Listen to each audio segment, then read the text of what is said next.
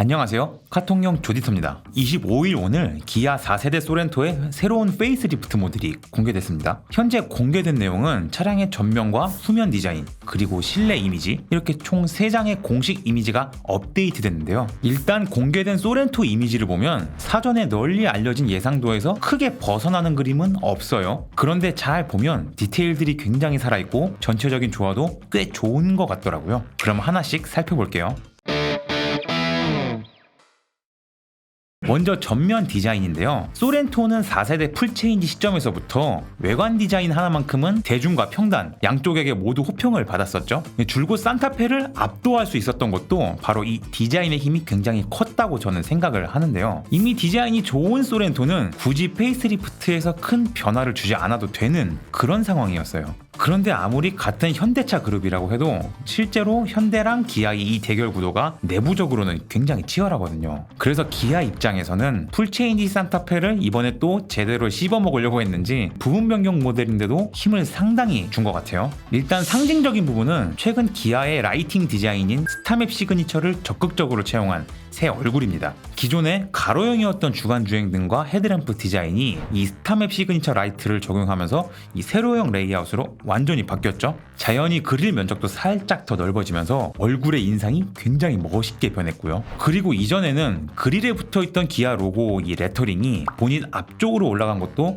개인적으로는 상당히 마음에 드는 포인트예요. 휠 디자인도 변화가 있습니다. 잘 보시면 현재 기아의 스타맵 시그니처 디자인에서 볼 수 있는 형태, 그러니까 그 라이트의 선끝을 다시 안쪽으로 확 끌어당기면서 액센트를 주는 이런 패턴을 녹여서 통일성을 가져가려는 듯한 그런 모습이 눈에 띄더라고요. 다만 전반적인 얼굴 모습도 그렇고 아까 말했던 휠 디자인도 그렇고 약간 셀토스 대짜 느낌을 지울 수는 없는데, 확실히 사람들 반응을 보면 이 셀토스 느낌이 나서 별로라고 하시는 분들도 좀 있더라고요. 뒷모습은 이게 기역자로 꺾인 테일램프가 들어갔어요. 근데 이것도 어디서 많이 본 디자인이죠. 스타맵 시그니처로 통일된 기아 패밀리룩 그 가운데에서도 최근 2차 페이스리프트된 모닝의 뒷모습이랑 꽤 닮았어요. 대신 모닝 같은 경우는 윗부분이 거의 수평으로 가로질러서 맞닿을 정도로 가깝게 디자인이 됐는데, 소렌토는 심플하게 양 끝에서 기역자로 꺾고 이렇게 끝나는 형태가 됐죠. 저는 모닝처럼 이어서 붙여도 괜찮지 않을까 싶었는데 군더더기 없이 깔끔하게 맺고 끊는 이런 SUV 디자인을 생각한다면 단정하고 심플하게 이렇게 마무리한 것도 괜찮은 것 같아요. 실내 역시 페이스리프트임을 생각한다면 꽤 많이 바뀌었어요. 다만 변화 자체는 관점에 따라서 조금 생각할 여지가 있습니다. 왜냐하면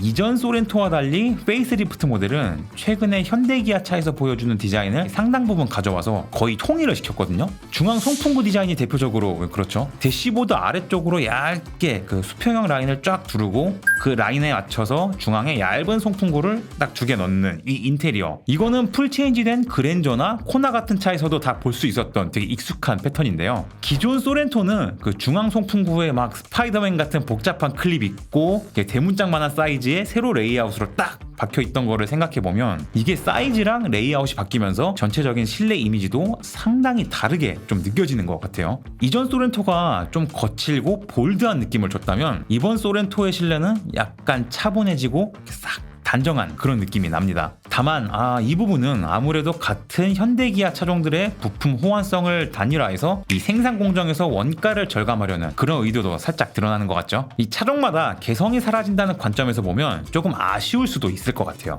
그리고 송풍구 레이아웃이 바뀐 만큼 공조기 조작부도 송풍구 하단으로 내려가면서 길고 얇게 이렇게 모양이 바뀌었는데요. 근데 현재 유출된 옵션표를 보니까 이 조작부가 공조기랑 인포테인먼트를 공유하는 전환식 패널로 제작이 됐더라고요. 그리고 그 외에는 계기판이랑 인포테인먼트 스크린이 합쳐진 통합형 커브드 디스플레이가 들어가는데요. 산타페와 동일하게 CCNC 인포테인먼트가 적용이 됩니다. 물론 신형 산타페처럼 OTA로 이 서스펜션이라던가 브레이크 같은 영역까지 이 소프트웨어 업데이트가 가능한지는 잘 모르겠지만요. 그래도 페이스리프트 모델임에도 불구하고 이것까지 넣어준 거는 굉장히 반가운 소식이죠. 아무튼 실내 이미지에서 확인할 수 있는 건 그렇게 많진 않아요.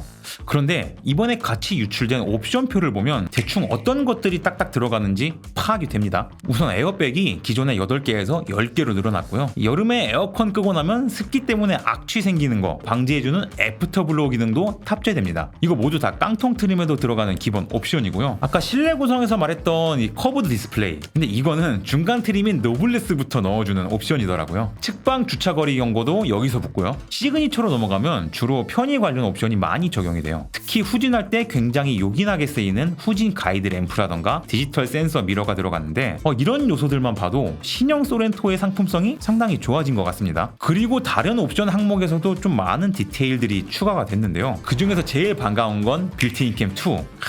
이거 진짜 희소식이죠. 페이스리프트라서 빌트인 캠 2는 아예 기대를 안 하는 분들도 꽤 계셨었는데 이제는 다들 팬티 벗고 소리들 지르셔도 괜찮을 것 같습니다.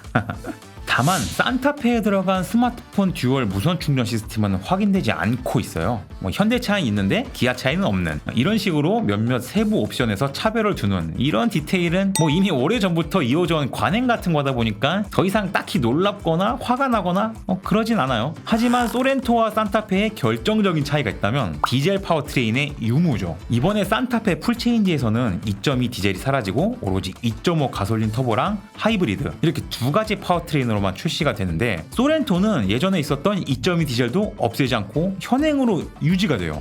물론 최근 추세만 보면 이 디젤 파워트레인 선택하시는 분들 비율이 10%도 될까 말까 한 수준이긴 하죠. 근데 바꿔서 생각을 해봅시다. 그래도 10명 중 1명은 디젤을 사려는 사람이 있다는 거잖아요. 근데 산타페 디젤이 없어진다. 그러면 그 수요가 다 어디로 가겠어요? 당연히 소렌토로 유입이 되겠죠? 물론 그 10%가 다 가지는 않을 겁니다. 하지만 적어도 5% 이상은 소렌토로 흘러들어갈 수 있다는 소린데, 이러면 결국 산타페와 소렌토의 대결 구도에서는 소렌토가 최소한의 그 5%의 판매량 정도는 유리한 고지를 선점한 상태에서 시작을 하는 이런 그림이 될 것 같다 이거죠. 아무튼 현재까지 공개된 디자인이라던가 파워트레인, 구성, 옵션과 상품성 등을 놓고 보면 소렌토가 여전히 좀 더 경쟁력이 있지 않나 싶은데요. 변수는 가격입니다. 사실 산타페 풀체인지는 최소한 300만원에서 많게는 600만원 이상이 인상될 거라는 거는 거의 기정사실이라고 저는 보고 있어요. 그런데 소렌토의 경우 이 페이스리프트니까 사람들이 적당히 그래도 부분 변경인데 소나타처럼 200만원대 선에서 끝나겠지?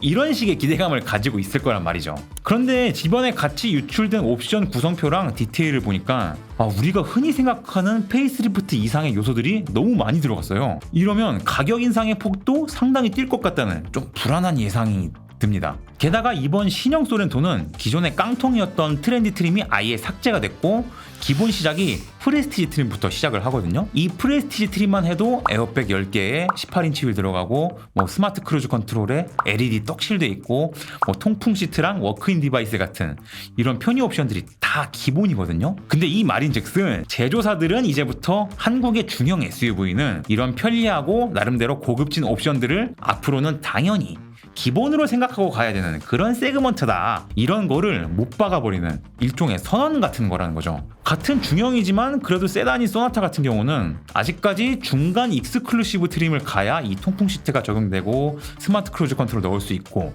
좀 이런 식으로 구성이 돼 있거든요. 근데 소렌토는 이런 사양들을 깡통부터 강제를 하는 겁니다. 지금 이 뉘앙스가 솔직히 저 같은 소비자 입장에서는 뭔가 좀 강매당하는 것 같고 딱 선 긋는 것 같아서 기분이 좀 별로예요.